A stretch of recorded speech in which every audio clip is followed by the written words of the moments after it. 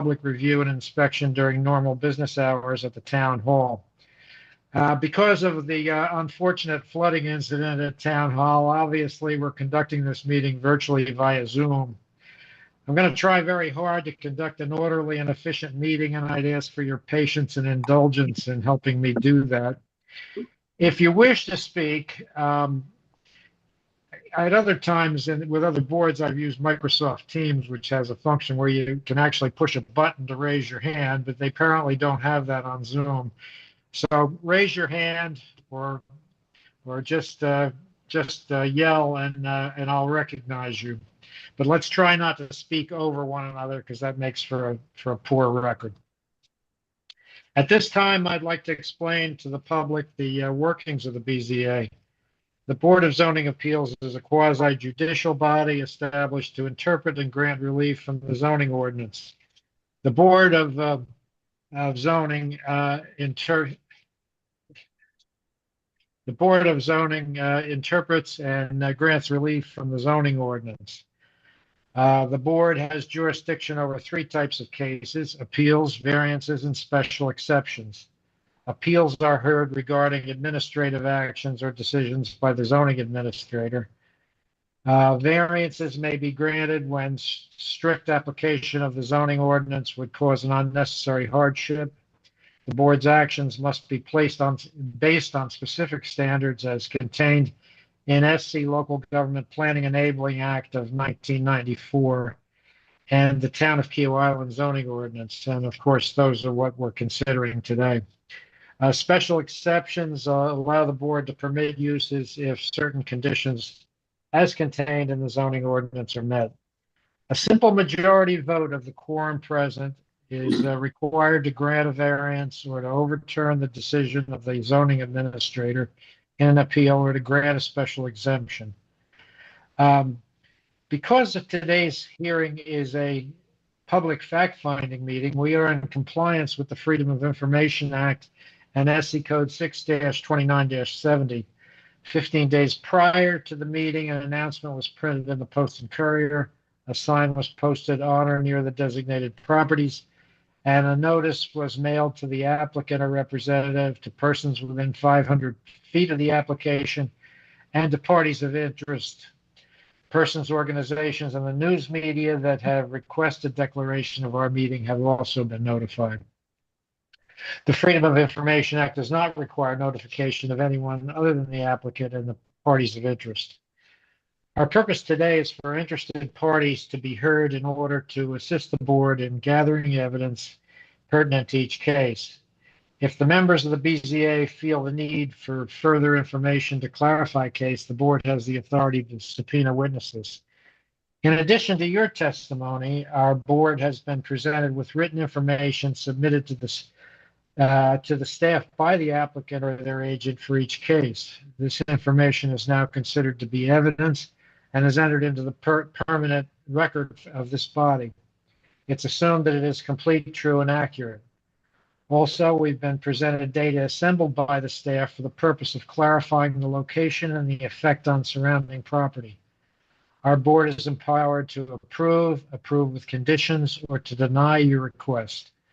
In granting a variance, the Board of Zoning Appeals may attach to it such conditions regarding the location, character, or other features of the proposed building structure or use as the board may consider advisable to protect established property values in the surrounding area or to promote the public health, safety, or general welfare. We are also authorized to defer a case should there be a need to obtain additional information. If an applicant's request is approved for a special exception, a variance, or an appeal of a decision by the zoning administrator, they must go to the Town of Key Island to apply for permits. Variances and special exceptions granted by the BZA are valid for 12 months after this meeting. However, if the applicant's request is disapproved and they wish to appeal the decision of this board concerning their case, appeals must be addressed to the circuit court. SC Code 6-29-80 states that the appeal must be filed by the applicant within 30 days after the decision of the board is mailed to them. Failure to file an appeal within this time limit deprives the court of jurisdiction to hear the matter. For each case, staff will present information. The applicant will present their case, and we'll hear from many others who wish to speak. Be reminded to direct your comments to the board, not the applicant or other speakers.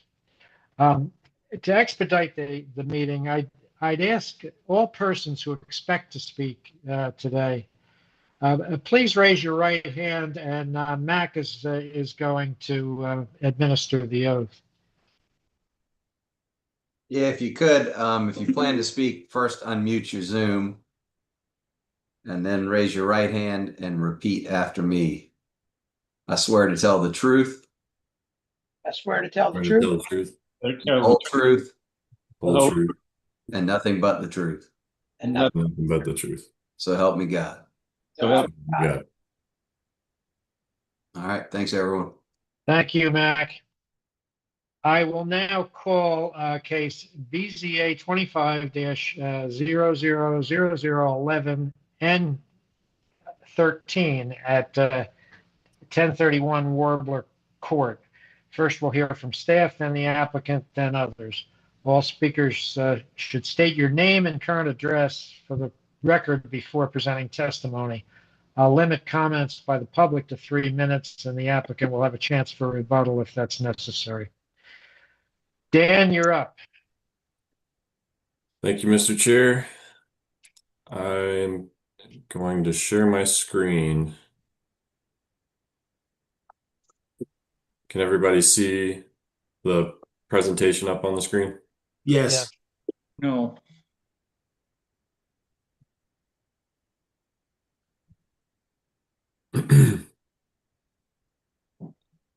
Okay. I'm good. All right. So our first and second case are related to the same property. That property is 1031 Warbler Court. I'll read them both simultaneously, and then I'll read the criteria separately per each case. But these two cases are together for one specific project, not two projects. One project on one property. So first case today, BZA 25-000011 is in relation to a variance request for the increase in lot coverage by approximately 0.64% or 26 square feet for a proposed addition located at 1031 Warbler Court. Our second variance case is 000013, which is also located at 1031 Warbler Court, and that is relation to a reduction of the required 5-foot side setback by approximately 31 square feet, and that is also for a proposed addition. Our representative today joining us on Zoom is Mr. Dukes, the applicant, property owner, Mr. David and Miss Catherine Gish, and the TMS number for the subject property is 207-06-00-032. The total size of the property is 4,112.33 square feet, or about 0.09 acres. According to Charleston County records, the home was constructed in 1976. The home was also acquired by David and Catherine Gish in 2014. The Town of Key Island's land use planning and zoning ordinance requires a front setback of 20 feet, side setbacks of 5 feet, and a rear setback of 10 feet. The maximum allowable lot coverage for this lot is 50 square feet, or sorry, 50%. The current lot coverage is legally non-conforming, as well as the setbacks. Here is a zoning aerial view of the subject property. Subject property is located in the R2O residential zoning district. Adjacent properties to the north, south, east, and west across Warbler Court are also located in the same R2O zoning district. Surrounding neighborhood is primarily developed with single-family homes. There's a GIS aerial view of the subject property.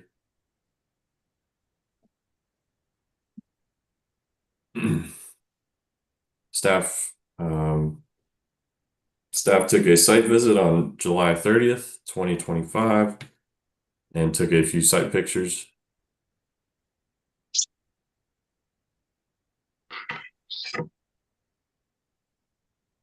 The front of the property, adjacent properties across the street,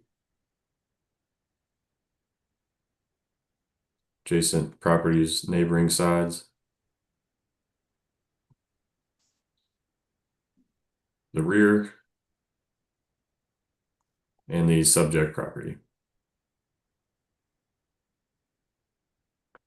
Located on your screen now is the proposed site plan provided by Mr. Dukes.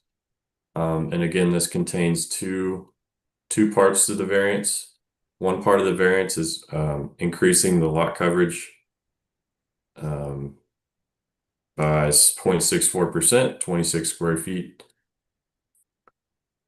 The size of the new addition is located at the bottom right of your screen in red hexed area.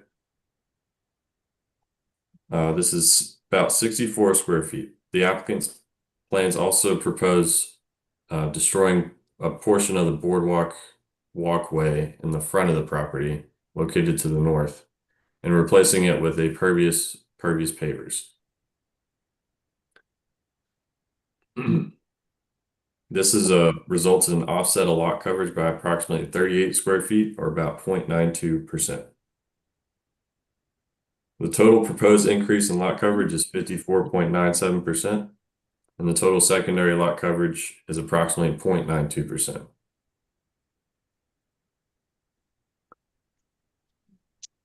I'm just going to skip over to 13.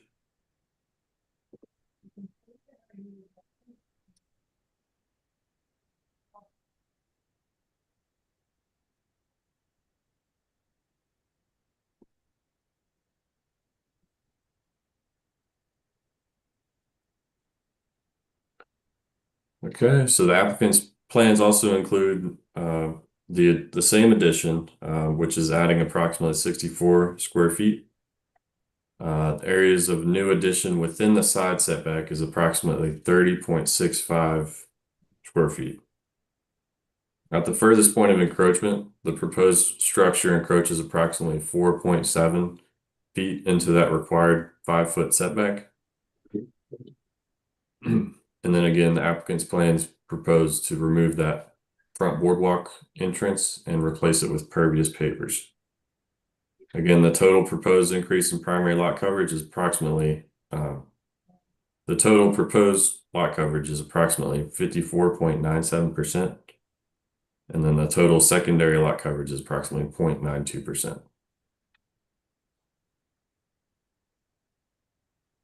We'll move on to the criteria. And again, I'll read through the criteria for the first BZA case, BZA 11, and then afterwards I'll read 13, and then we will have a discussion.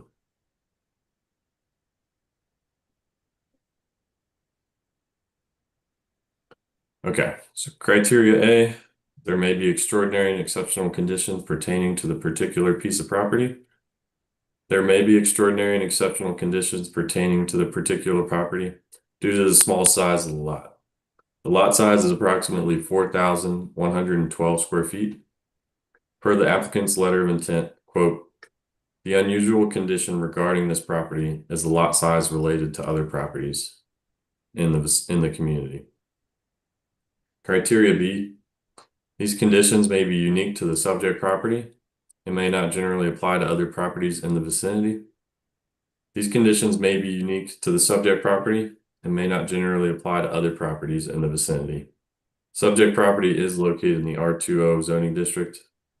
Adjacent properties and properties across Warbler Court are also located in the R2 residential zoning district. Existing structures in the vicinity may or may not have similar encroachments based on those current setback standards.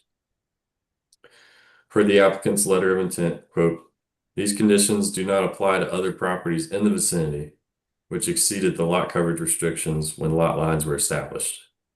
Many of the existing properties with similar lot sizes and smaller two-bedroom cottages, which may not exceed lot coverage restrictions.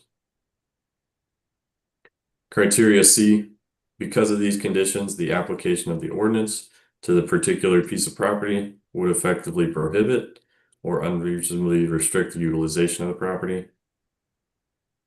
The application of this ordinance to 1031 Warbler Court would prohibit the construction of the proposed addition, as the proposed structure will increase the lot coverage over the maximum allowable 50%. However, it does not unreasonably restrict the utilization. Criteria D, the authorization of the variance will not be of substantial detriment to the adjacent properties or the public good, and the character of the zoning district will not be harmed by the granting of this variance. The authorization of this variance may not be of substantial detriment to the adjacent properties or the public good. The proposed addition is positioned in the rear of the home and does not stretch farther than the existing portion of the rear of the home. Per the applicant's letter of intent, quote, the addition will only be visible by one of the adjacent properties, and that neighbor has voiced non-objection to the planned addition, end quote. Criteria E, the BZA shall not grant a variance, the effect of which would not allow the establishment of a use not otherwise permitted in a zoning district, to extend physically a non-conforming use of land, or to change the zoning district boundaries shown in the official zoning map. Granting of this variance would not allow the establishment of a use not otherwise permitted, extend physically a non-conforming use of land, or change the zoning district boundaries. Per the applicant's letter of intent, quote, the planned addition would add approximately 64 square feet of lot coverage calculation. However, this will be reduced to 26 square feet by replacing the front boardwalk with pervious pavers. Criteria F, the fact that the property may be utilized more profitably should a variance be granted may not be considered grounds for the variance. The BZA may not consider profitability when considering a variance request. Per the applicant's letter of intent, quote, the addition being planned is not for profitability. Criteria G, the need for the variance shall not be the result of the applicant's own actions. The need of the variance may not be the result of the applicant's own actions. The existing structure is legally non-conforming in regards to lot coverage and setback requirements. The home was also constructed in 1976. Criteria H, the proposed lot coverage granting of this variance will not be contrary to the public or neighborhood interest, nor will not adversely affect other properties in the vicinity, nor interfere with the harmony, spirit, intent, and purposes of these regulations. The proposed lot coverage increase is minimal. The applicant is also partially offsetting the new lot coverage by replacing the existing entrance walkway with pervious pavers. Per the applicant's letter of intent, quote, the planned addition would add approximately 64 square feet of lot coverage calculation, but it will be reduced to 26 square feet by replacing that front boardwalk with pervious pavers. Criteria I, granting of this variance does not substantially conflict with the comprehensive plan or the purposes of this ordinance. Granting of this variance may not substantially conflict with the comprehensive plan or the purposes of this ordinance.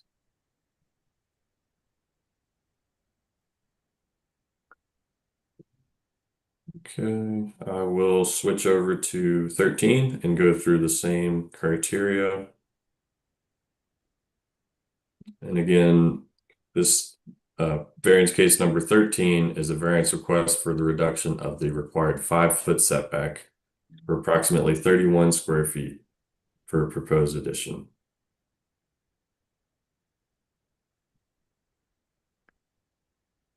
Okay, so criteria A, there are extraordinary and exceptional conditions pertaining to the particular piece of property. There may be extraordinary and exceptional conditions containing to the piece of property due to the setback lines of the property being established after construction of the property. The residence was constructed in 1976, according to Charleston County records, and the recorded plat dated June 2nd, 1976, indicates a 0 lot line on the left side of the property. Under current regulations, the Kiwa Island property setback appendix requires a 5-foot side setbacks on both sides. Per the applicant's letter of intent, quote, the setback lines for the properties were established years after the cottage was built. Since the property has 0 lot lines on both sides, with the adjacent properties, the existing setbacks lines show the house to be invading the setback areas on both sides. Criteria B, these conditions do not generally apply to other properties in the vicinity. These conditions may be unique to the subject property and may not generally apply to other properties in the vicinity. While all currently developed lots on Warbler Court are subject to either a 5-foot or 7-foot side yard setback, the recorded plat reflects a 0 lot line condition on one side of each lot. The majority of developed lots on Warbler Court utilize a one side 0 lot line. One side as a 0 lot line. Subject parcel is also zoned R2O residential overlay district, consistent with the adjacent properties. Existing structures in the vicinity may or may not have these similar encroachments based on current setback standards. Per the applicant's letter of intent, quote, the condition of having both sides of the house encroach setbacks areas is unique. Criteria C, application of this ordinance to the subject property would prohibit the construction of the proposed addition due to the encroachment into the required 5-foot side yard setback. However, such application does not appear to unreasonably restrict the overall use of the property. Per the applicant's letter of intent, quote, the ability to have an additional bathroom greatly increases the livability of the cottage. There is no bathroom on the left side of the house. Criteria D, the authorization of this variance will not be of substantial detriment to the adjacent properties or the public good, and the character of the zoning district will not be harmed by the granting of this variance. The authorization of this variance may not be of substantial detriment to the adjacent properties or the public good. The proposed addition is located at the rear of the structure and does not extend beyond the existing rear building line of the existing home. Per the applicant's letter of intent, quote, a large percentage of the cottages on Sparrow Pond have made this addition. The addition is located at the rear of the cottage and is not visible from the street. The addition fits well into the overall design of the cottage and matches existing colors and the roof. Criteria E, the BZA shall not grant a variance the effect of which would be to allow the establishment of a use not otherwise permitted, to extend physically a non-conforming use, or to change the zoning district boundaries. Granting of this variance would not result in the establishment of a use not otherwise permitted in the R2O zoning district, would not physically extend any non-conforming use of land, nor alter any zoning district boundaries. Per the applicant's letter of intent, quote, no zoning boundaries will change as a result of this project. The use of the property will continue to be that of a vacation home with periodic rentals. Criteria F, the fact that the property may be utilized more profitably should a variance be granted may not be considered grounds.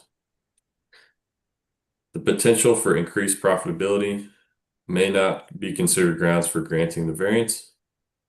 Per the applicant's letter of intent, quote, the sole reason for the variance is to make the property more livable and to enhance its comfort and appearance. Criteria G, the need for the variance shall not be the result of the applicant's own actions. The need for the variance may not be directly attributable to the applicant's own actions, as the structure was built prior to the implementation of the current setbacks. and is considered legally non-conforming. Per the applicant's letter of intent, quote, "The need for this variance is the result of the setbacks that were established after the property was built upon and placed the house structure inside the setbacks." Criteria H, granting the variance will not be contrary to the public nor neighborhood interest, nor will not adversely affect other properties in the vicinity, nor interfere with the harmony, spirit, intent, and purposes of these regulations. The requested variance does not appear to adversely affect neighboring properties, nor does it conflict with the intent, purpose, or applicable regulations. The proposed side setback does not exceed the extent of the existing structure. Per the applicant's letter of intent, quote, "Granting the variance will allow significant improvement in the appearance of a property built approximately 45 years ago and continue to foster the improvements that have been made and are being made in the Sparrow Pond community." And criteria I, granting of the variance does not substantially conflict with the comprehensive plan or the purposes of this ordinance. Granting of the variance may not substantially conflict with the comprehensive plan or the purposes of this ordinance. The Board of Zoning Appeals may approve with conditions, or deny case number BZA 25-000011 and 13. And again, the first variance is a variance request for the increase in maximum lot coverage by approximately 0.64%. And the second variance request, number 13, is a variance request for the reduction of the 5-foot side setback for approximately 31 square feet for a proposed addition.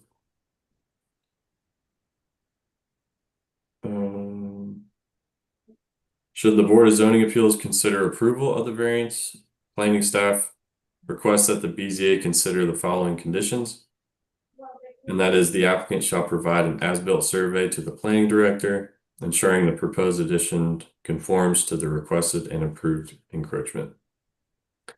And number 2, prior to the issuance of a zoning permit and construction, the applicant shall provide a landscape plan to be approved by the planning director, showing enhanced landscaping corresponding to the proposed additions, which provides buffering to the street and adjacent properties. This concludes our presentation on cases 11 and 13. Okay, thank you, Dan. All right, I believe I can see everybody. So if you'd like to ask a question, please raise your hand and unmute, and I will recognize you. Ben. Yes, Dan, does the ARB have any interest in this tree that has to be removed? A big pine tree? I'll defer to Mr. Dukes on that. He has, from last time we spoke, he has not reached out to ARB. Does ARB have any jurisdiction in this area? I believe they do. Normally we hear from them in the write-up. That is correct. Mr. Dukes, do you have any comments regarding? Yes, I did. Excuse me, Mr. Dukes. Just for the record, could you state your name and your business address? Yes. My name is Ken Dukes. I'm representing Catherine and David Gish in these 2 variance requests. I'm a contractor. I've been a contractor for several years, and I have done several projects at Kiowa, and almost all of them have been in the Sparrow Pond community. To answer the question about the ARB, I did go by the ARB to get a preliminary review of this addition, and they told me they were just so backed up with major improvement request currently that they were unable to provide the time to review this right now. But you'll need to deal with them when you're done with us, I guess. Yes, exactly. You can't put that addition on without cutting down that tree. And after you cut down that tree, Yes, I'm aware of that. I have not made a application for the removal of the tree to this point. That would be my next step, considering that the variances are approved. usually it's done in the other way around. You go to the ARB first, and then you come to us. Well, it was my understanding, and based on the last project that I was involved in, that the town has dropped the requirement for the ARB permit before they issue a building permit.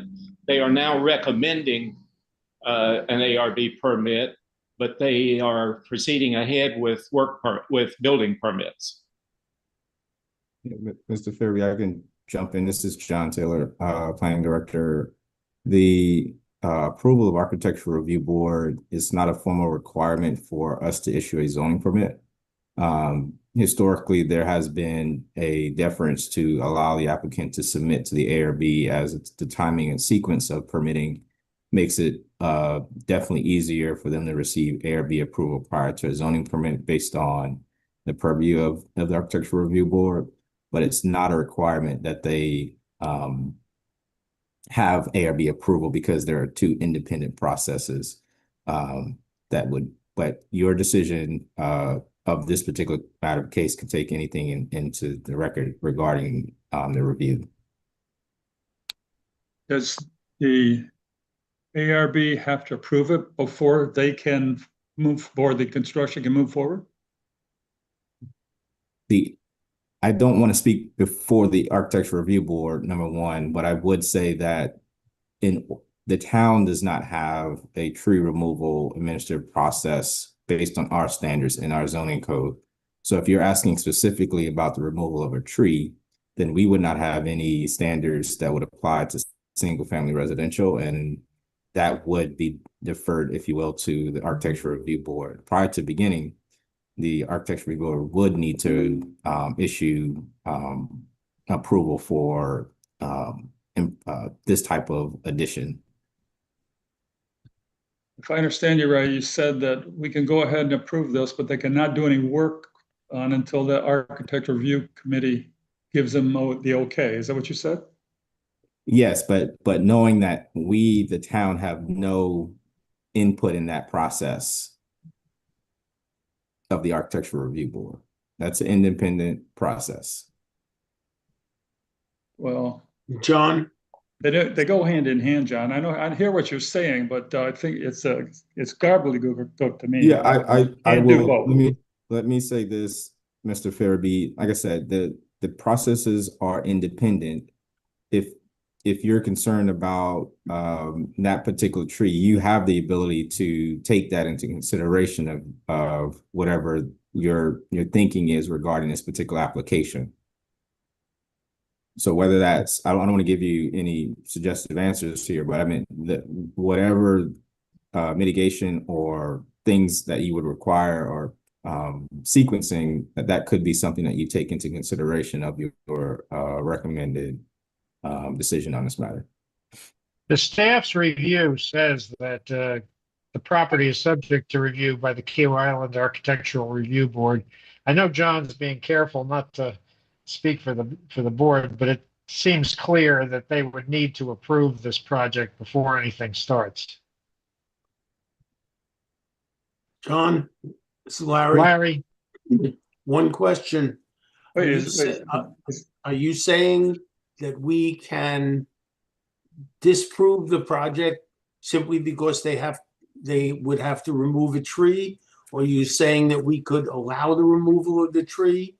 What is the town? You say the town does not have any specific tree, removal process involved in this. But my question is, suppose our board says we don't want the tree removed. Does that just close the whole project?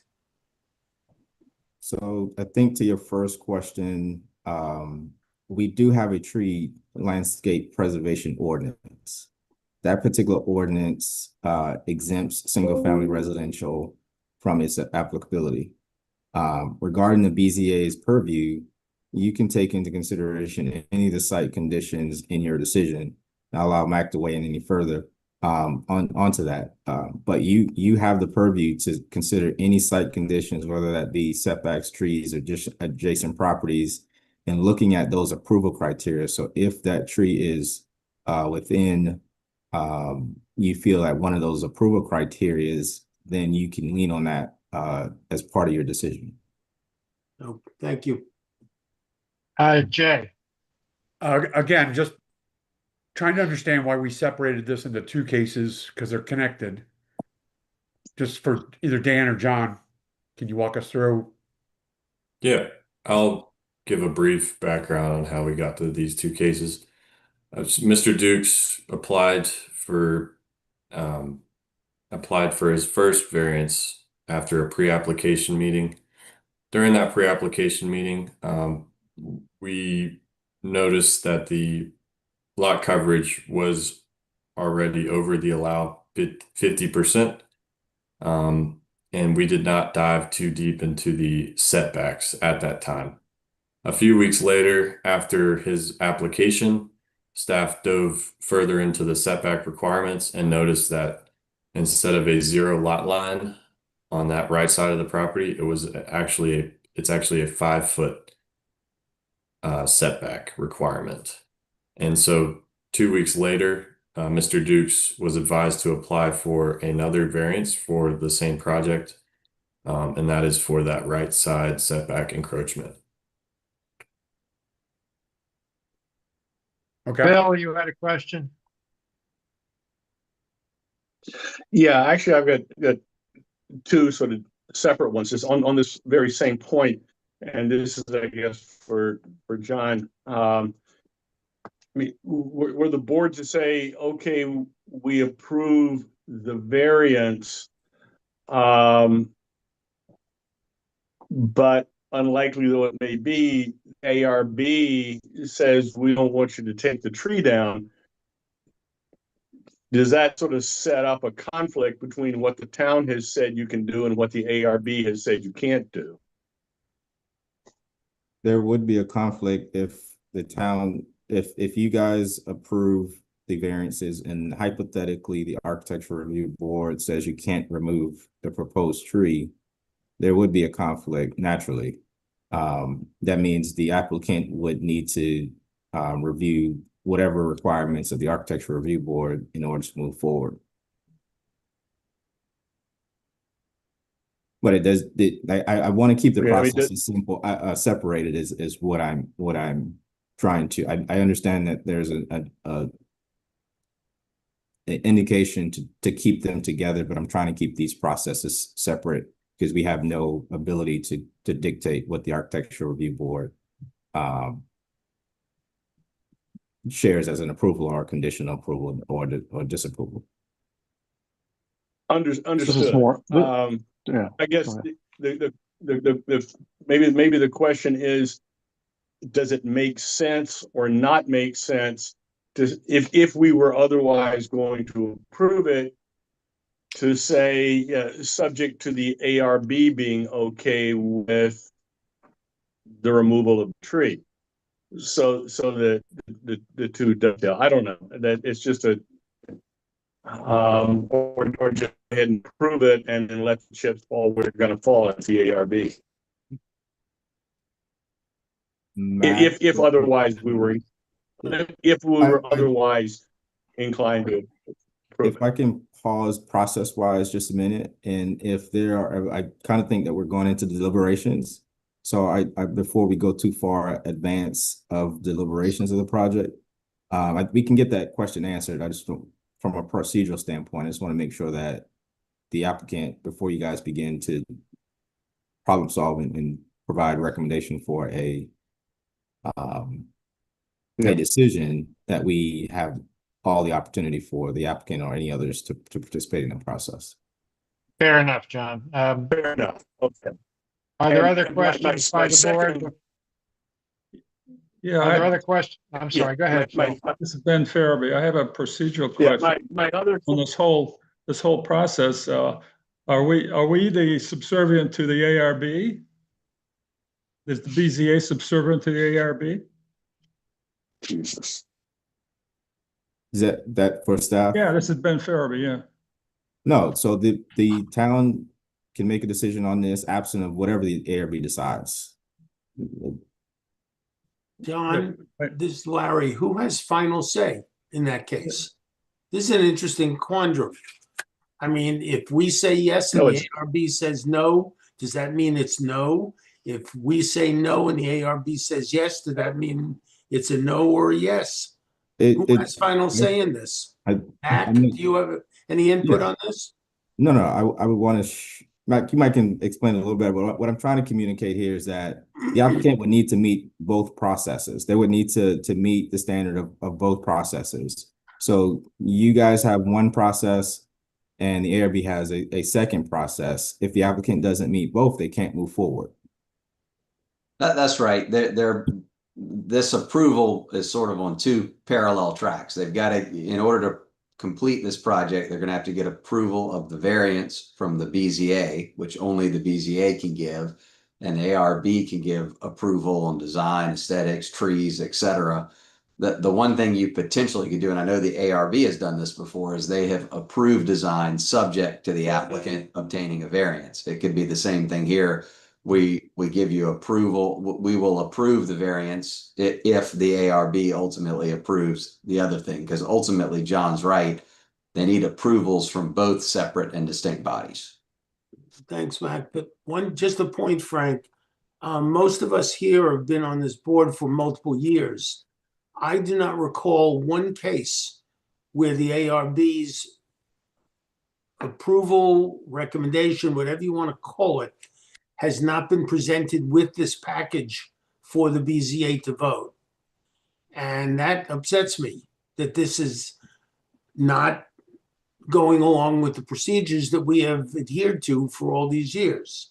I've done multiple renovations on my home, and I was essentially informed by the BZA, by the ARB, in my discussions with them, which were informal, that their opinion had to be issued prior to any final decisions being made. So in which case, I think that that's an integral part of the information that we need to vote on this particular case. And if we don't have the ARB's opinion, then I think this whole thing has to be tabled. That's just my opinion at this moment. John, it's Lynn. Can I just ask a question to Mr. Duke? Why don't we let Mr. Duke have make his case, and then we'll continue with commentary and questions. I see a lot of questions here. Jay, you were first, I think. Yeah, I would just comment that we probably don't have a view to how many times the ARB has declined something and never got to us. It was always, again, not to pile on here, but we always had the approval from the ARB before it even got to, we would review it. So let me just say, I do recall a case or two where it was submitted to the ARB, but not yet approved by them, and we got the case. But I don't recall one where it hadn't even been submitted yet. yeah. Phil? yeah, I had a separate question. It was not clear to me, and maybe I just wasn't listening closely enough from Dan's presentation, whether the neighbor who will have visibility onto the modification has not offered up any objection, has not weighed in on it, or has weighed in on it and has no objection. Which is it? So Bill, in the staff review, we did note that Kent Dukes did comment on that, and he voiced there was a let me get the specific part. It was in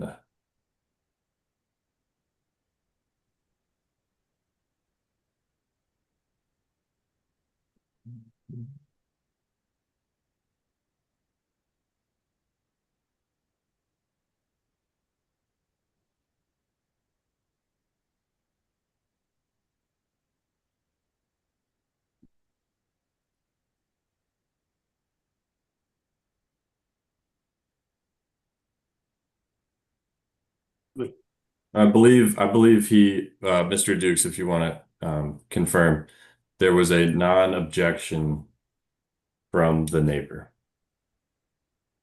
Yes, this is Ken Dukes. The property owner contacted the neighbor and had a voice non-objection from the neighbor. Also about the tree, they kind of asked about the tree, and the neighbor said the tree was also kind of a detriment to their property, the deck. It sheds a lot of debris on their deck, and they would like to see the tree go. Okay, but the neighbor affirmatively stated they had no objection to the proposed construction. Exactly. Yes. Okay, thank you. Any other questions for Dan? Mr. Duke, any other questions you'd like to make? Any other comments you'd like to make? Did you say me, Mr. Dukes? Yes. Mm-hmm. Yes, I would like to make a couple of comments if I could. As has been said, I'm representing Catherine and David Gish in this variance request. The 50% limit, the fact that it exceeds the 50% limit, as Mr. Vincent said, that setback was implemented several years after the cottage was built, and that placed the living space that you see on this site plan in blue, that placed that living space in the cottage into the setback area. So the extension of that with the new addition simply extends that existing that area of setback by about 6 feet. And the second variance for the lot coverage, the lot coverage was, as has been said, the house or the lot coverage percentage exceeds the 50% limit. It exceeded it when the house was built. The cottage that we're looking at is the same floor plan as the other 3-bedroom cottages in Sparrow Pond. So the lot coverage overage is not because the floor plan of the cottage is larger or anything like that. It's just the fact that the lot is very small. If I could, I'd like to address what was just said about the ARB. The intention is that the tree removal requires a different process than, as I understand it, well, I've done it before, that there is a vegetation removal or permit required by the ARB. And that is a different process than the actual ARB review of the building plans. Take that one step further, and it was my understanding, and a recent project that I completed at 1016 Thrasher Court, when we got to the point of an ARB permit, and the ARB being very far behind in their workload, the town informed me that they had changed things somewhat, and that building permits are now being issued with a recommendation for a ARB permit, but they are no longer requiring an ARB permit before issuing a building permit. And that was the case on this recent project that I just completed. And they say the reason for the recommendation of the ARB permit is to be sure that the property owner and the contractor understand the covenants in the Sparrow Pond area and so forth. And this was about the 5th project like this that I have completed or have done, and I'm very familiar with the covenants in Sparrow Pond. I'm a property owner in Sparrow Pond, so I did not apply for an ARB permit, and the town issued the building permit. Did you proceed without their ARB's review? Yes. And what was that? What was the outcome? Did they eventually review it? No, I never applied. Are you still in error? Or still what? Are you still in error? Should you have had do you need to apply? As I say, I was informed by the town building services that was no longer a requirement prior to getting a building permit. And that turned out to be exactly what happened. I received the building permit, went through construction, all the inspections and so forth, and a ARB permit was never required. There would be, in this project, there will be an ARB permit required for the vegetation removal.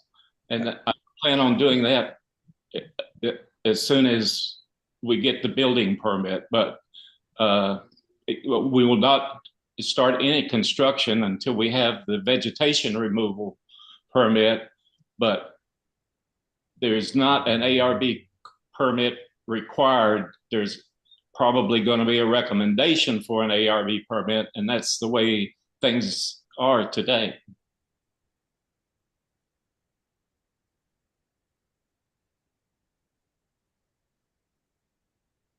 It would be nice to hear that clarification from our town people.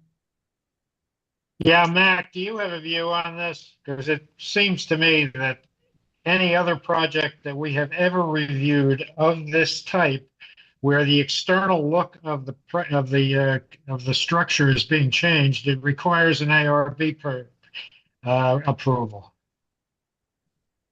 Yeah, that's a separate process. I did just ask John to send me, John Taylor, I just sent him an email asking if he could send me y'all's rules of procedure.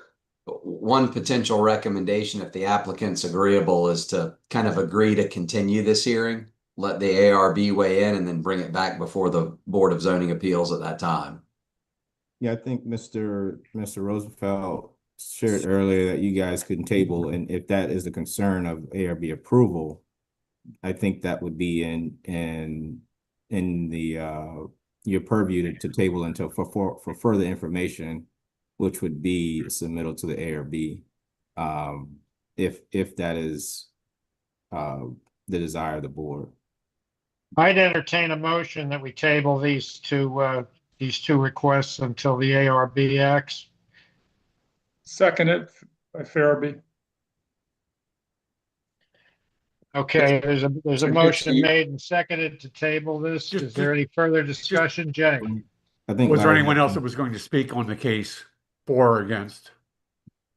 The case I'm stating is that it just bothers me that at no point has anyone even applied to the ARB. It's like they're just bypassing that. And the fact that the town has indicated to him that they don't need it, to me, that's inane, because why issue a building permit if the ARB is going to eventually say, you shouldn't do this, you should not do that. We've never worked on cases where, as Frank pointed out, had never been applied for even. This just bothers me no end. So I would move to deny both things right off the top, but obviously that's not going to be the motion. So I'll make a motion to table it and give them time to apply for a permit before I think this thing should even come before us. We have that motion made and seconded. Phil, you had a comment? Yeah, I mean, language is getting a little bit loose here. When you refer to we're not talking about a town permit, construction permit. We're talking about an ARB permit, right?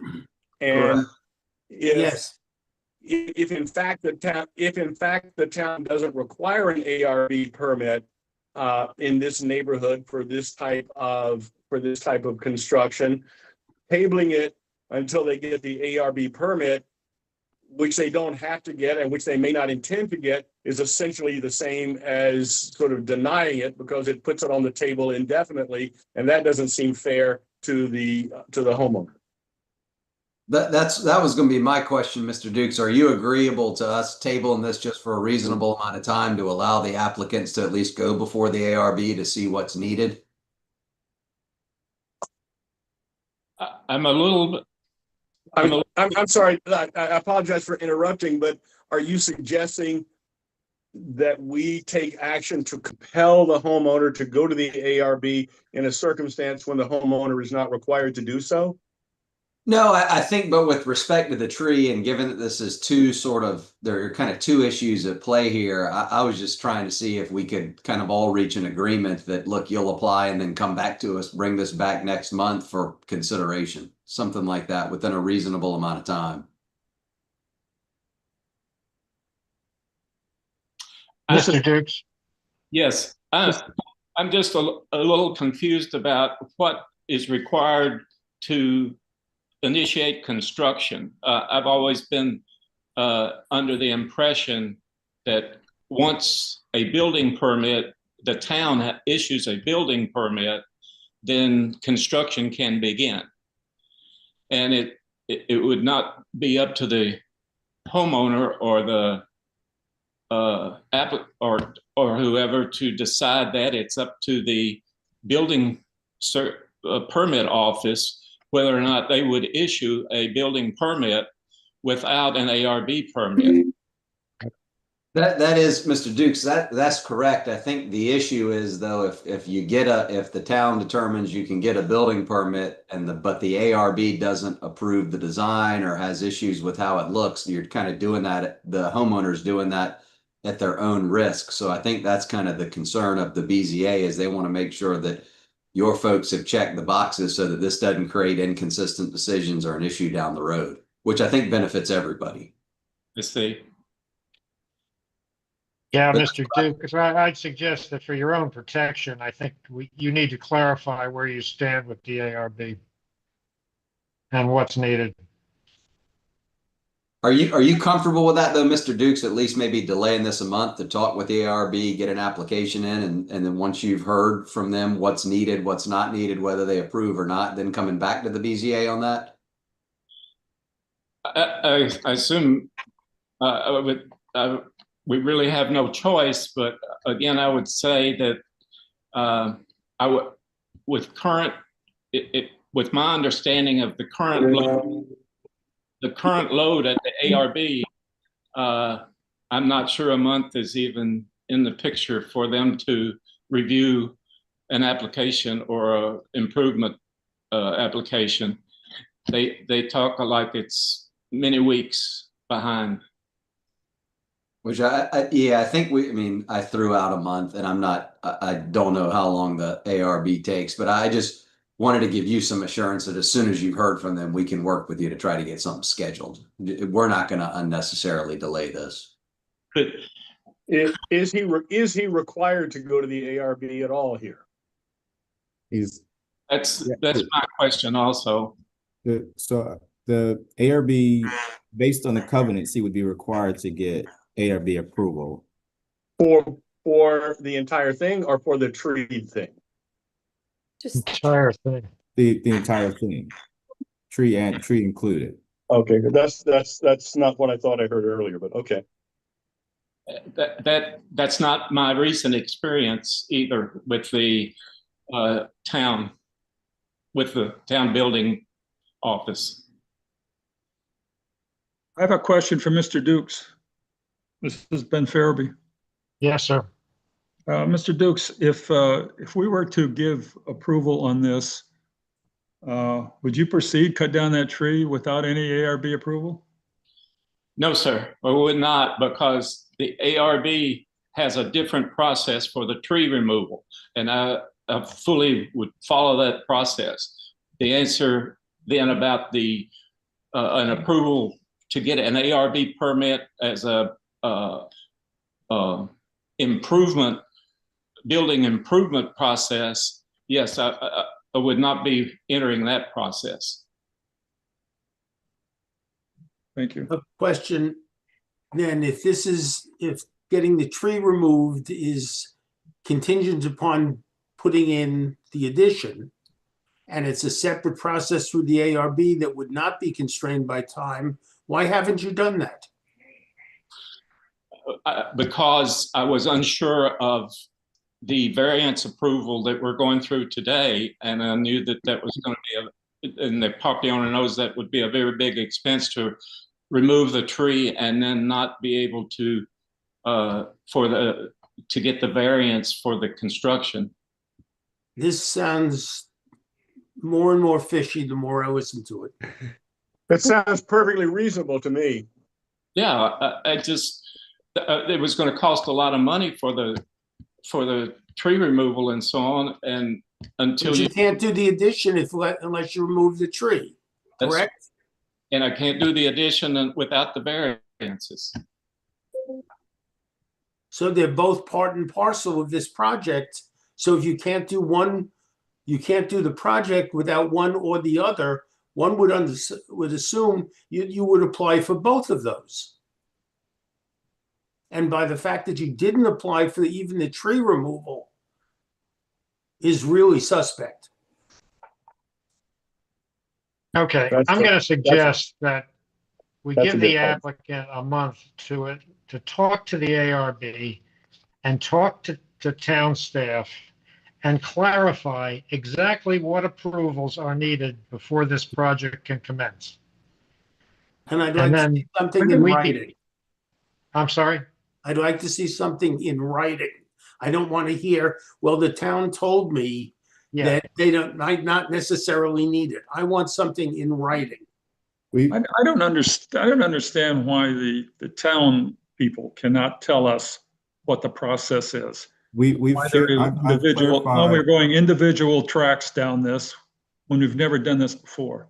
But this has been Mr. Farabee, I've tried to clarify that this has not been what I would call a new practice within the last or a newer practice that's within the last year, last 2 years. What town has historically done is upon submittal for a zoning permit, that the applicant would have evidence that they've already submitted to the Architectural Review Board. Under our current administration, that practice has been shifted to where it is no longer part of that application requirement that an ARB approval be submitted with that zoning application. And so staff still takes the perspective that we encourage the applicant to reach out to the Architectural Review Board for purposes as what we're experiencing right now, where there might be something of review that the Architectural Review Board takes upon in their review prior to us issuing a zoning permit. So there isn't anything that's separately in as far as a new practice. It's just that this particular case is one that we've seen in more recent times that has not received ARB review prior to reaching you all from the Board of Zoning Appeals. It seems to me you're asking the applicant to do something that we can't even figure out how to do.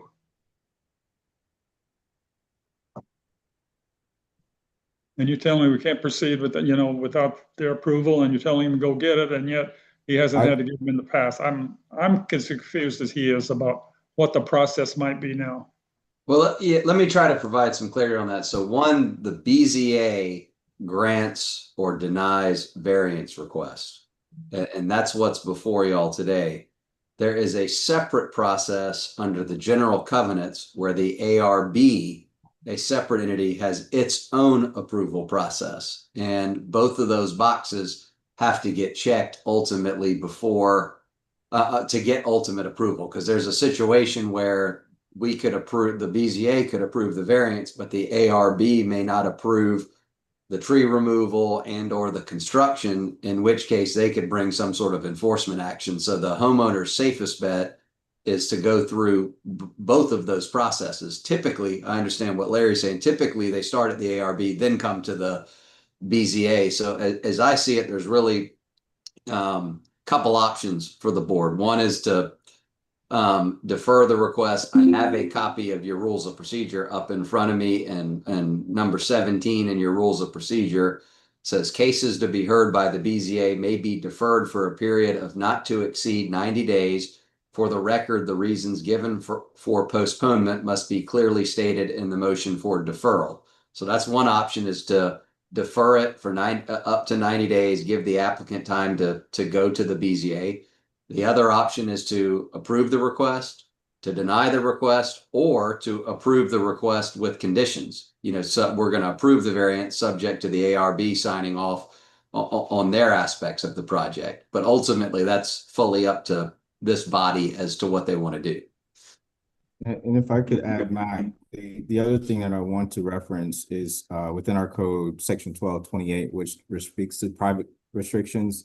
The town, we can't enforce any of the ARB's covenants. So I just want that to be part of the record, that even though we're encouraging the applicant to engage with the Architectural Review Board, the town cannot enforce the Architectural Review Board guidelines or standards. Does the ARB have a covenant that says that they can table something until they get a decision out of us?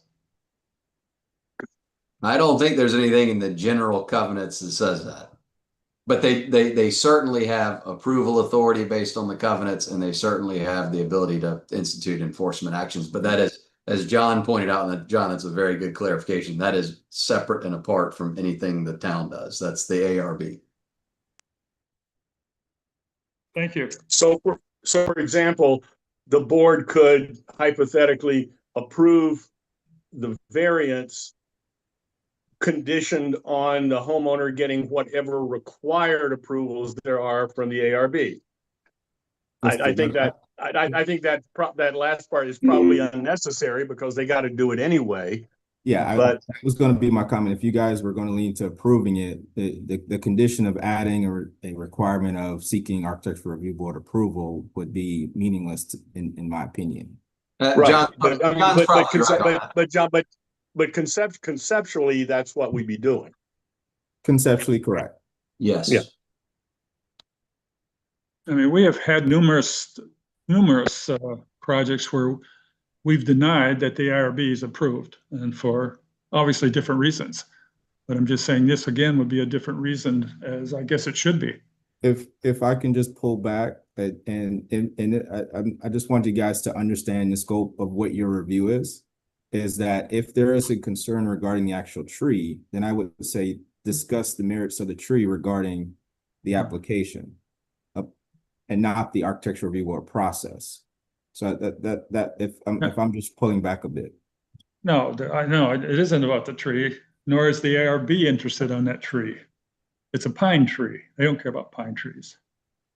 And so, I mean, I don't think it's a tree. It's just an issue that I, as a board member, wouldn't want to approve this and without the ARB being involved in it.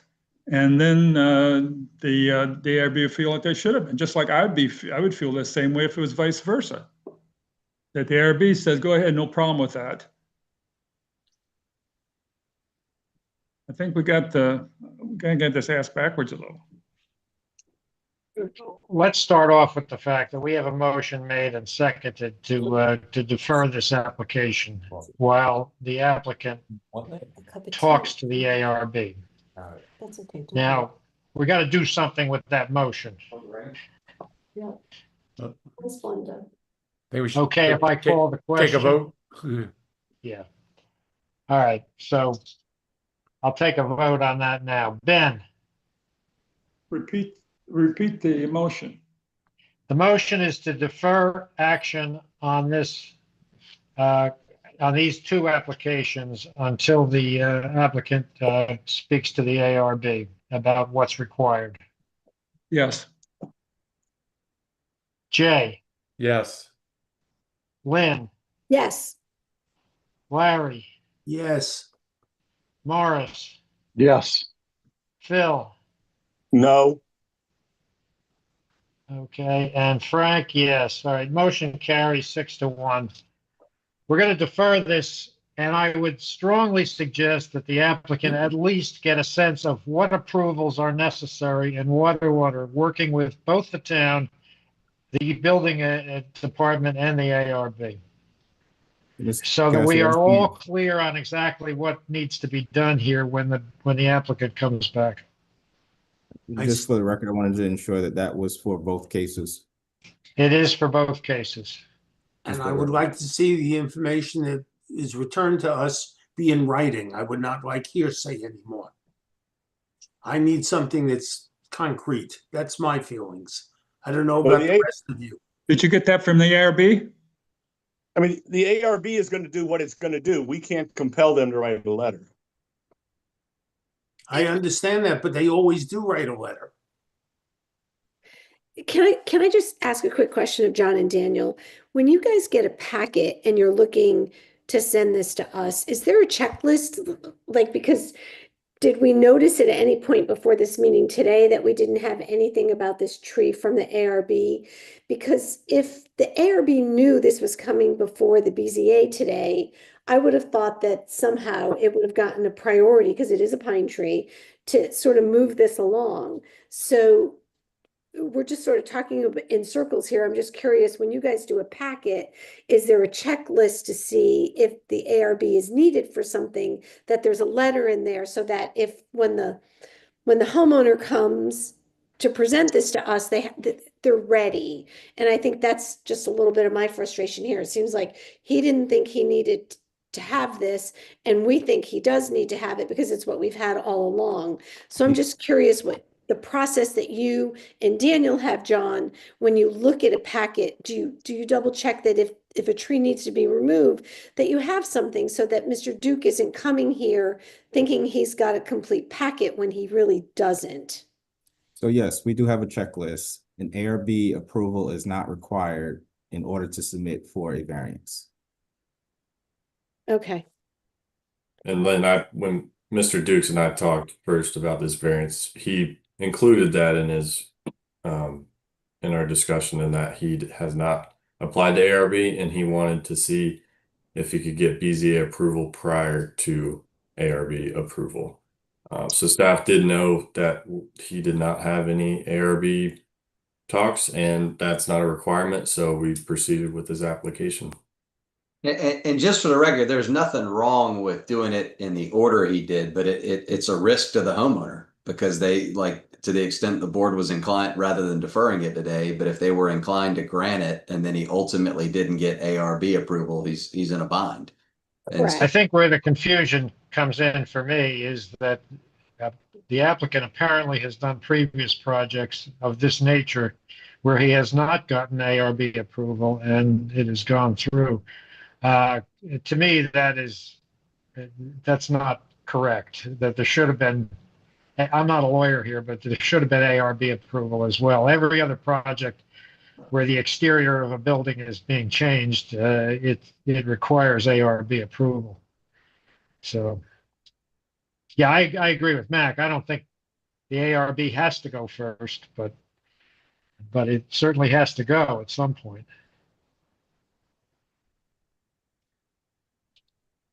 Okay, are we done with this case? Yes. Yes. Okay, then thank you, everyone, and let's hope we can find our way through this.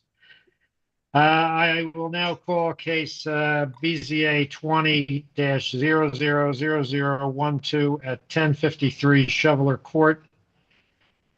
Dan, you are up.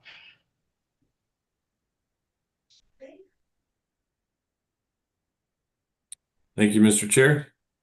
I am sharing my screen once again. 1 second.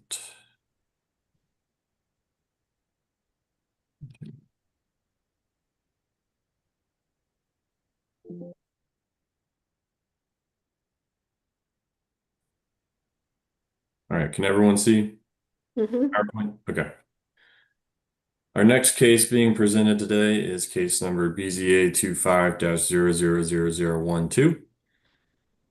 This is a variance request for the increase in maximum lot coverage by approximately 0.35% or 12 square feet for a proposed AC stand. The representative is Mr. Kurt Watts, and the applicant and property owner are Mr. Peter and Mary Ann Collins. Property location is 1053 Shoveler Court, located in the same neighborhood as our first case. TMS number is 207-06-00-054. Lot size is approximately 3,471 square feet or 0.08 acres. And the zoning district is the R-2-O Residential Overlay District. The Town of Kiawah Islands Land Use and Planning Ordinance allows a maximum lot coverage of up to 50% for the subject property. And then allows for a 15-foot front setback, a 0 lot line side setback on one side, and a 10-foot rear setback. This property is legally non-conforming in regards to lot coverage. Per Charleston County records, the existing residence was previously constructed in 1976, and the subject property was acquired by Mr. Peter Collins and Mary Ann Collins in 2022. Here's an aerial view of the subject parcel.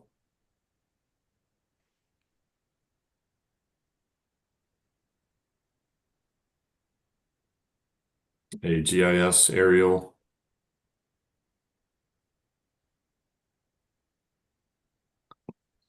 Staff took a site visit on July 30th, 2025. During the inspection, staff observed an active construction activities on the property. The construction of the AC stand was not in the scope of work being done at the time of the site visit. Staff notified the applicant, Mr. Kurt Watts, of a violation pertaining to the unpermitted work being constructed without an approved zoning permit.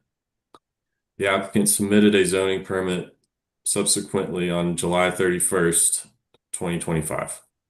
The scope of work included interior renovations within the existing footprints, installation of new windows, and a minor repairs of the siding and decking. Zoning permits were subsequently approved on Monday, August 4th, 2025.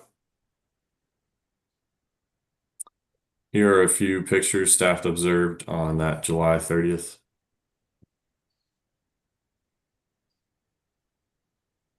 The front of the property, adjacent properties.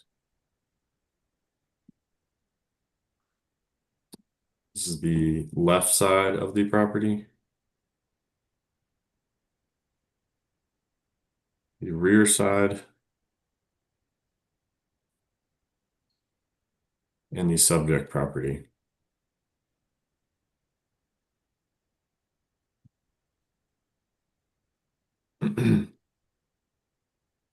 The applicant's proposed plans include updating an existing HVAC system located beneath the home. A new HVAC stand is proposed to the rear east side of the existing residence, which is located at the northeast of your screen here, where it says proposed AC deck. The proposed HVAC stand would add approximately 22 square feet of impervious area, increasing the total lot coverage by approximately 0.35%. The existing lot coverage is approximately 66.7% now. The proposed lot coverage would be 67.05%. The proposed HVAC stand encroaches into the rear setback by approximately 1 foot 8 inches. Ordinance, the Town of Kiawah Islands Land Use and Planning Ordinance allows administrative relief of a side setback or rear setback of up to 5 feet for construction of an HVAC stand. So if all conditions are met according to section 1264 setbacks. The applicant has filed for HVAC setback separate zoning permit. That was filed on July 31st for the encroachment of the HVAC stand into the required rear setback. All conditions have been met and the zoning permit remains pending, subject to approval of the lot coverage variance before you today. The applicant has submitted the proposed plans to the Kiawah Island Architectural Review Board, and the Kiawah Island Architectural Review Board has approved the variance, stating, due to the existing building extending past the setback lines shown in the construction drawings, a variance for crew is approved.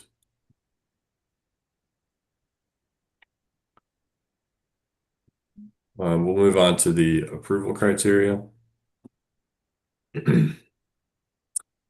Criteria A, there are extraordinary and exceptional conditions pertaining to the particular piece of property. There may be extraordinary and exceptional conditions pertaining to the particular piece of property due to the legally non-conforming status of the property regarding lot coverage.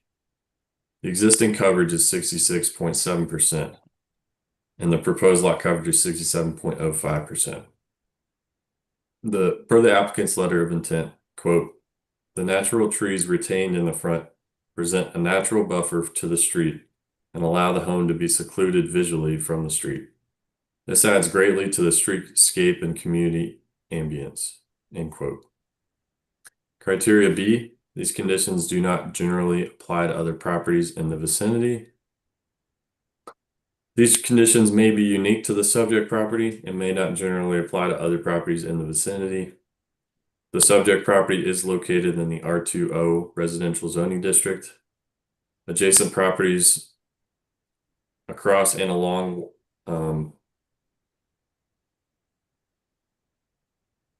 Shoveler Court are also located in the R2 residential zoning district. Existing structures in the vicinity may or may not have similar encroachments based on setback standards. Per the applicant's letter of intent, quote, we are not aware of similar non-conforming lot conditions in the immediate area. Each individual property has special attributes in shape, size, and orientation. We have included several pictures illustrating similar structures in the neighborhood. However, the status of their conformity is unknown. Criteria C, because of these conditions, the application of this ordinance to the particular piece of property would effectively prohibit or unreasonably restrict utilization. The application of this ordinance to 1053 Shoveler Court would prohibit the construction of the proposed addition, as the proposed structure will increase the lot coverage over the allowable maximum 50%. However, it does not unreasonably restrict the utilization of the property. Criteria D, the authorization of the variance will not be of substantial detriment to adjacent properties or the public good, and the character of the zoning district will not be harmed by the granting of this variance. The authorization of this variance may not be of substantial detriment to the adjacent properties or the public good. The proposed addition is positioned in the rear of the home and will be screened from the neighbors on the right side of the property, directly adjacent to the proposed HVAC deck. Per the applicant's letter of intent, quote, residential character of the property is very secluded from the adjacent neighbors to the west. Visibility is also very natively screened and heavily canopied by existing natural vegetation. The east side neighbor is connected with the adjoining deck. The equipment is not visible from this deck, end quote. Criteria E, the BZA shall not grant a variance, the effect of which would be to allow the establishment of a use not otherwise permitted in a zoning district, to extend physically a non-conforming use of land, or to change the zoning district boundaries shown in the official zoning map. Granting of this variance would not allow the establishment of a use not otherwise permitted in the zoning district, extend physically a non-conforming use of land, or change the zoning district boundaries. Per the applicant's letter of intent, quote, the granting of this variance will not allow for a use not permitted by the ordinance. Criteria F, the fact that the property may be utilized more profitably should a variance be granted may not be considered grounds. The BZA may not consider profitability when considering this variance request. Criteria G, the need for this variance shall not be the result of the applicant's own actions. Need for the variance may not be the result of the applicant's own actions, as the existing structure is legally non-conforming regarding lot coverage. The existing lot coverage is currently 66.07%. Sorry, 66.7%. The applicant purchased the property in 2022. The home was constructed in 1976. Per the applicant's letter of intent, quote, the owners purchased the property in its current form and had no prior involvement in the existing non-conforming encroachments, which are now in place. Criteria H, granting of this variance will not be contrary to the public or neighborhood interest, nor will not adversely affect other properties in the vicinity, nor interfere with the harmony, spirit, intent, or purposes of these regulations. The proposed lot coverage increase is minimal. The applicant is also partially offsetting the new lot coverage, or excuse me. Per the applicant's letter of intent, quote, granting of the variance will actually enhance the individual properties and ultimately lead to an overall improvement of the community aesthetic and allow the owners to upgrade or maintain their property over time, as is possible with adjacent properties that do not experience this particular hardship. And criteria I, granting of this variance does not substantially conflict with the comprehensive plan or the purposes of this ordinance. Granting of this variance may not substantially conflict with the comprehensive plan or the purposes of this ordinance. The Board of Zoning Appeals may approve with conditions, or deny case BZA 25-000012. And again, this is a variance request for an increase in the existing lot coverage by approximately 0.35% or 12 square feet for the installation of a proposed HVAC stand at the subject property located at 1053 Shoveler Court.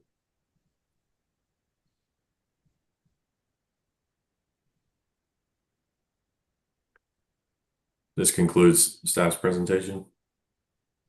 Thank you, Dan. Questions for Dan? Ben? Dan, in your write-up, it said that the ordinance allows for administrative relief for ACAV. Is that for ACAV only? The ordinance allows for administrative relief for HVAC stands as well as generator stands. Generator stands. Yes. Okay. And is that your office that does that? That is an administrative relief. So yes, it's up to staff and the planning director to administer those. Okay, thank you. Phil? You're on mute, Phil.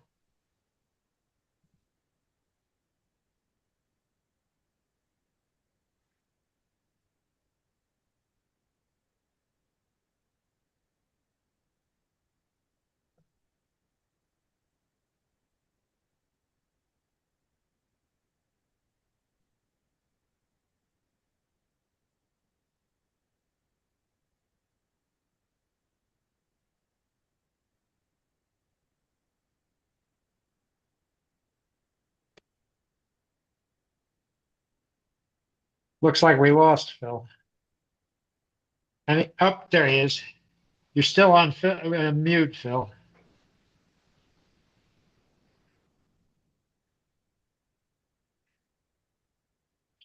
Now we lost him. Any other questions? Yeah, this has been again a procedural one. It seems that I recall a few years back there was a similar case, and I thought I understood that ACAV couldn't be put underneath these units any longer. Is that correct? Yeah. It would be based on the design of them, flood elevation, they would need to meet flood elevation. So most of the older units are being replaced in order to meet flood requirements.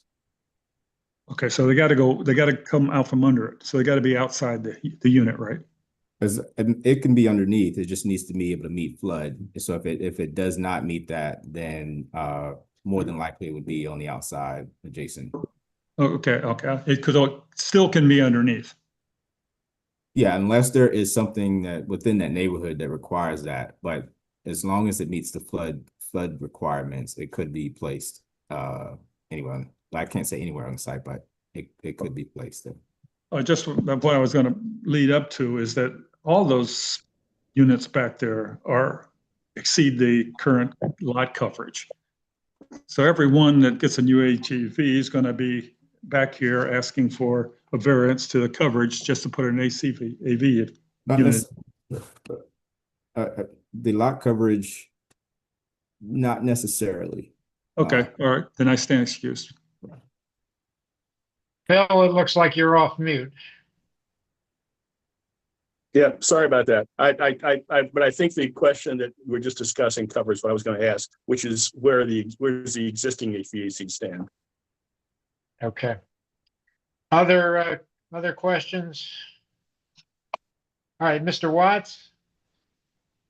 Yes, this is Kurt Watts with Watts Builders. I'm representing Marianne and Pete Collins for 1053 Shovelers Court.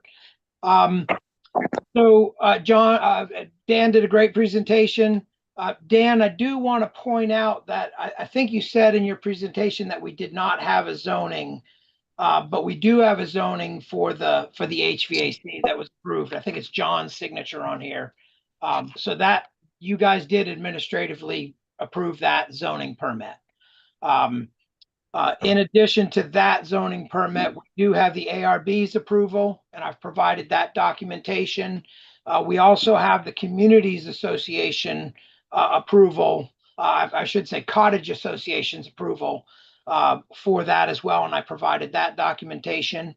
And I really don't have anything else to say on it, other than, it is a small increase to the lot coverage that is already over the lot coverage. And that, this would enhance the usability of the ground floor space, and create a better situation for the air conditioning unit to be out in the open air rather than below the house. And what's that reason again? That it needs to be outside rather than underneath? Not that it needs to be, they work more efficiently when they're in the open air. Thank you. Other questions? Phil, do you have a question, Phil? No. Okay. If there are no further questions, I'll entertain any motions that anyone would care to make. I'll make a motion that we approve. That we approve this variance. Go ahead. Okay, Lynn has moved for approval. Is there a second? I second it. Larry seconds. Any further discussion? All right, we'll take the vote. Ben? Yes. Jay? Yes. Lynn? Yes. Larry? Yes. Morris? Yes. Phil? Yes. And Frank, yes, so it's unanimous. The variance is approved due to the very small footprint and the beneficial effects of moving the AC outside. John, do we have any further business today? No additional business. I just want to give a couple of reminders regarding one, your continuing education. I've been pushing out the last 2 months opportunities for you to complete continuing ed opportunities. So if you have not completed those, Petra and I will be doing a round check for September. We don't want to get into November, December, and those have not been completed. So we'll make sure that you have those emails that have been sent out. You pay attention to those available dates. This is just kind of related, I guess, to one of the cases today. Our planning commission actually has on their agenda for our upcoming September meeting to begin discussions of the town initiating its own architectural review board or design review board. And so that essentially architectural review controls could be a process where now the town would be administering its own design review. So that was just kind of a FYI regarding the architectural review board, as that was a discussion of cases today. No additional. That would be in lieu of CERB. You cut out a bit there. Could you try to repeat that one more time? That would be a replacement of the existing ARB. So it is not necessarily a replacement of the ARB as it's being represented today. We're moving forward with the process to consider primary, or I wouldn't say primarily commercial and non-single family residential developments. So I guess I'll just give a broader context here. If you guys recall, about 2.5 years ago, the town and the community association did develop a task force to review the transfer of the architectural review board to the community association. That process has stalled, and so there's still some uncertainty of where the architectural review board will land in its future.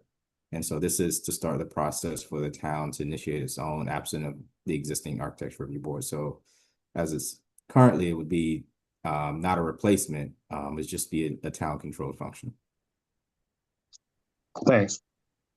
John, do we know whether there will be a September meeting? We do have 2 cases on the agenda for next month. Okay. And then just one other thing, if you could, John, if you could ask Petra to let each of us know where we stand on continuing education for the year, because I'm not sure I know I've done a couple of things, but I'm not sure whether I've completed my requirements or not. Okay. Anything else, anyone? Yeah, Frank, I don't know if I can make the September meeting. It is the era of the Rosh Hashanah, so I don't know if I'll be here or not. One way or the other, we'll see what we can do. Okay. Thank you, Larry. Okay. All right. Thanks, everyone. We're adjourned.